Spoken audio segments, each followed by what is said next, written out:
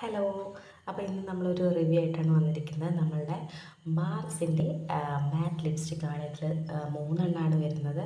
നല്ല അടിപൊളി കളേഴ്സാണ് കേട്ടോ മൂന്നും.